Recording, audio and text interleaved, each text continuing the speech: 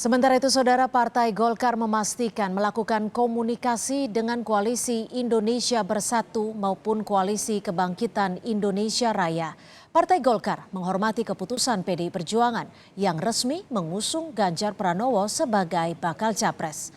Namun demikian, Partai Golkar menegaskan hingga kini pihaknya masih mengusung Airlangga Hartarto sebagai bakal capres di 2024.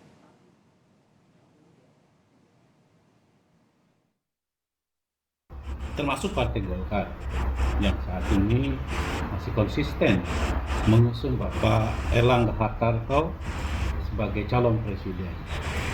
Pak Airlangga terus melakukan komunikasi politik dengan partai politik yang lainnya, termasuk kami pun masih konsisten membangun komunikasi dengan Koalisi Indonesia Bersatu dan membangun komunikasi politik